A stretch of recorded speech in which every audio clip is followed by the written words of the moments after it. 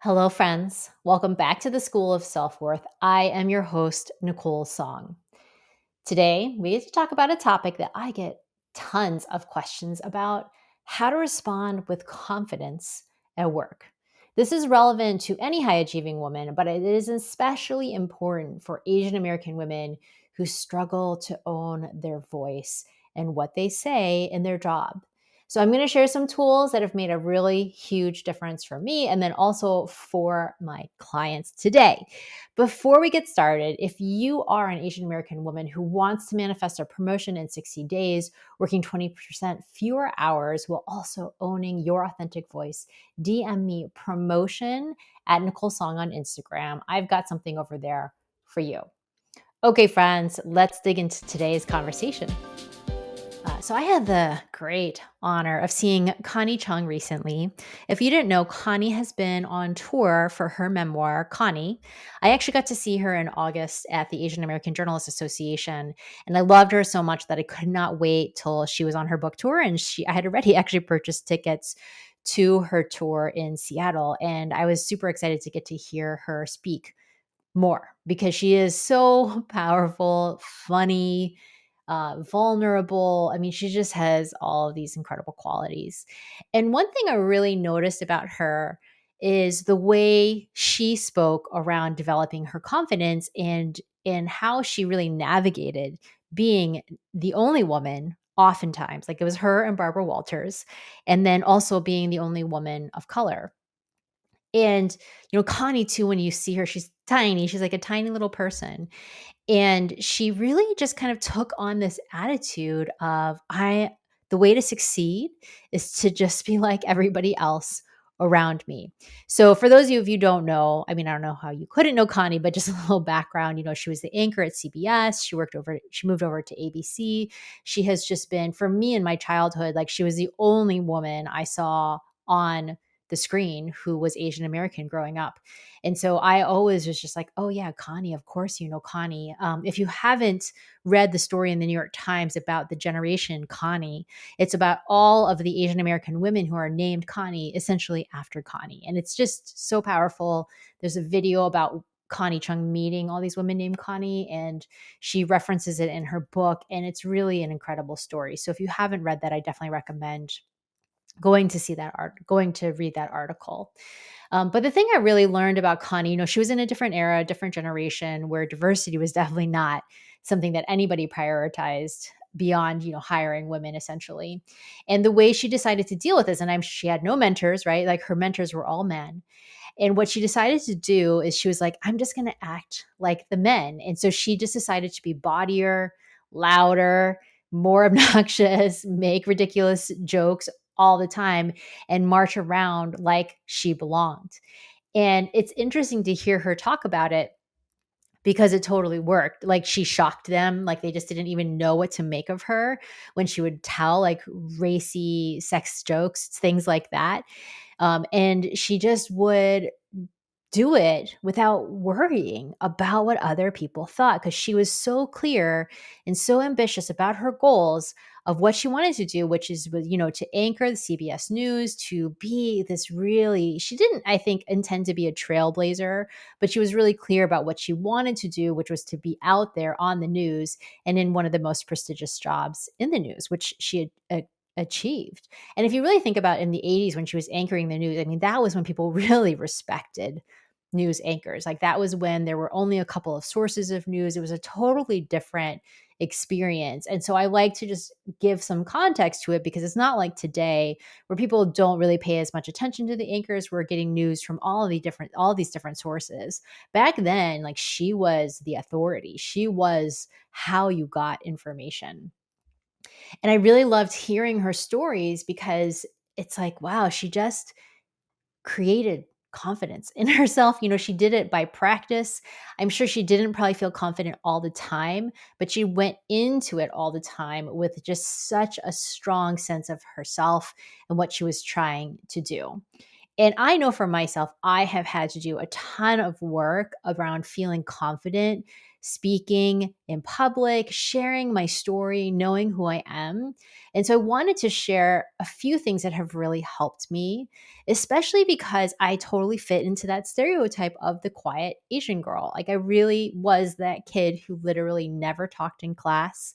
I know I've shared it many times here on the podcast, but for anyone who is new, like I was so quiet.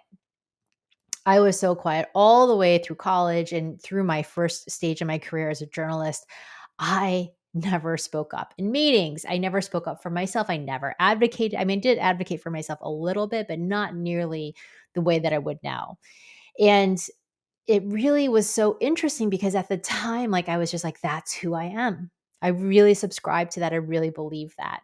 And then over time, what I discovered is I did have things to say. I actually had a voice. I knew if once I learned how to use it, I could leverage it. And I did it. Once I started doing it, here I am on a podcast. I've been on television many times. I have been a speaker for major corporations, and all of it comes from me really understanding how to be confident in myself and what I have to say. So, we're going to dig into a few simple tools that are going to be really helpful and helping you just immediately within a few minutes of listening to this start to speak up and respond with confidence for yourself at work.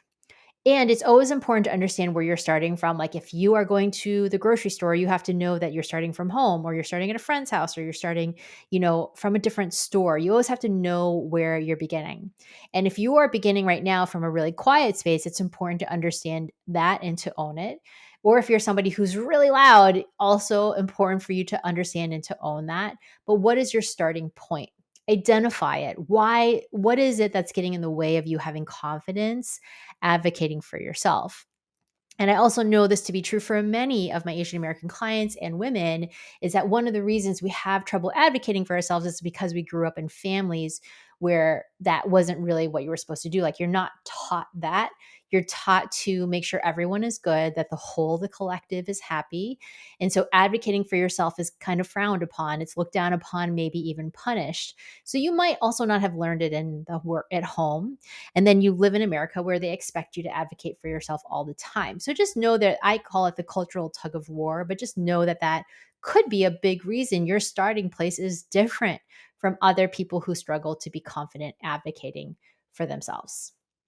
So, the most important thing to understand about confidence is the word itself and the root of the word. So, if you look at the word confidence, in the middle, it has fide, and fide is Latin for faith. So, confidence, speaking with confidence, comes from having faith. And I think of it as having faith in what you're saying. So, if you don't have faith in what you're saying, or you're not even able to articulate that, you're going to struggle. Like, you have to really have faith in what you're saying, and you have to have faith in the way that you're saying it for it to come across as confident. So the biggest block that comes up is that I find so many of my women second guess themselves. They second guess what they're saying. And that is not a confident move. When you are questioning it, when you are doubting yourself, you're wondering if it's the right thing to say, that comes across to people and they don't feel confident in what you're saying as well. So if you're making a recommendation at work or you're trying to talk about a complicated thing and you're not confident, people are going to ask you questions and make you back it up. They're going to push more on what you're saying versus when you come in with confidence and clarity around what you're working on. And how energy works and the law of attraction works is when you do doubt yourself, you're going to keep inviting in that energy of second guessing, and you're going to have evidence that, oh man, I'm not making the right choice. And so when you're really looking to respond with more confidence, you have to start to counter this second guessing. And you might have learned it again, the second guessing from your immigrant families. Like they might have compared you a ton to other kids. So that could have caused it. Or if they had super high standards and then it was hard for you to reach it, you might have second guessed yourself along the way. So it just could be something that got ingrained when you were younger. But here's the first step to start to counter it. And the most important piece to counter it is to learn the power of silence. to learn to pause and be silent before you respond at work. I find most people kind of like trip over themselves, or they want to say what they want to say really fast to make it seem like they are smart and effective and really know the answers. The truth is, you'll be more respected if you are someone who does learn to pause. And if you look around at really effective leaders, they pause all the time. Really amazing orators always are pausing. They leave space. And the space is for you and for them. That space allows them to connect in, to tune in, and to get present. So learn to pause first, and then just calm your nervous system to take a breath in and out. Learn to take a cycle of breath before you respond to people. And that will help you so much to respond with more confidence. Now, the next piece is to also learn where your voice is at.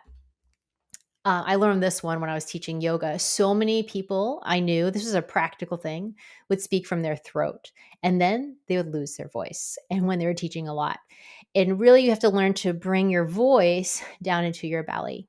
So this is a simple technique I love.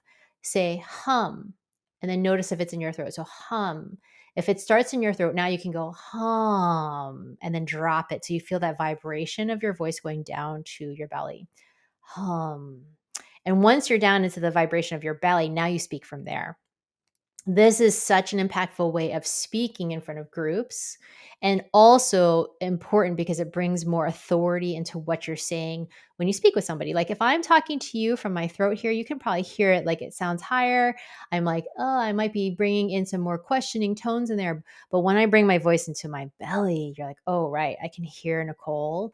I can feel a deeper resonance in her voice. So the more you can really bring yourself down into that deeper resonance, people will subconsciously be like, wow, something has changed, something has shifted with them. All right, my next thing to share with you, this is an important one. Connie reminded me of this one, and it's one that I've noticed all the time as well, is stop letting your voice rise at the end of every sentence so that when you're talking, you're always letting it go up into a question mark.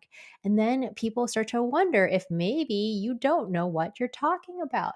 So notice if you're constantly doing that little rise up at the end of your sentences, and learn to bring it down and end with a period, with authority, with your point getting landed.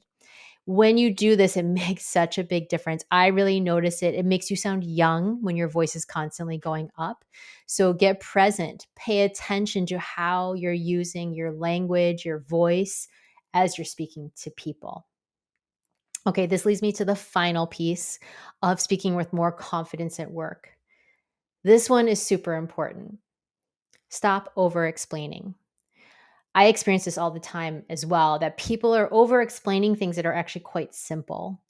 And when you over explain, you start to justify, you start to defend, you start to do all of these things that are not super helpful. In a work environment, what they want from you, if they're asking a question, is they want an answer. And so it could be a yes or a no answer. It could be an answer of like, what do you suggest for this project? They want an answer. But when they get the answer, they don't want to hear everything that got you to the answer. You are getting paid to think about it and then to give them an answer. You're not getting, they don't want to hear you explain all the pathways you took to the answer. They simply want to hear the end result. And then if they have questions, they might say, okay, why did you pick this over this? And then you might give an additional explanation. But if you are spending all your time constantly explaining things, I promise you, your bosses do not want to hear it. As a boss, I don't want to hear it. I'm not interested in all of the back end pieces. I'm interested in the conclusion. And so when you are always explaining, you're going to see people like constantly wanting to edge away from the conversation, or they look a little bit impatient, or they're waiting for you to get to the point. Get to the point quickly. Tell them the answer that they're looking for. Or if it's a yes or no question, say yes or no. Like if someone's asking you for a calendar invite, are you available? Are you not available? I don't want to know why you're not available. I just want to know if you are or are you not. So give a simple answer to the question. And then if they want follow up, they will ask you for more extended conversation. This one really is so important. The more essential you are with your language, the more powerful and impactful you will be. When you are giving people information they don't need, they start to tune you out and they start to lose confidence and belief in you because you're giving them more than they want. And have their minds are full of all other kinds of information. They're not looking for more, and you're just giving them too much.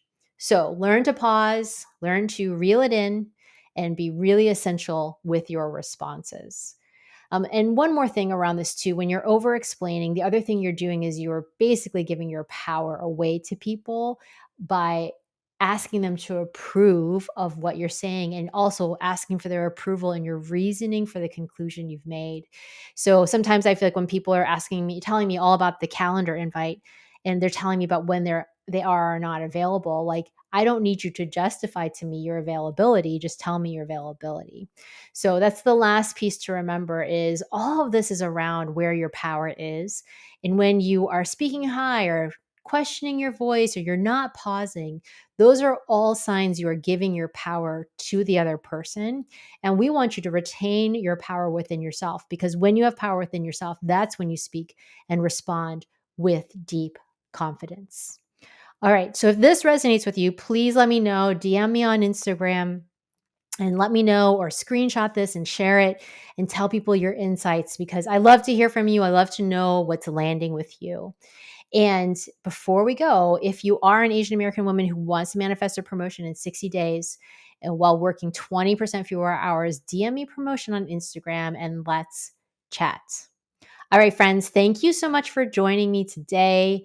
I'm so grateful for all of you who listen, and I'll see you next week.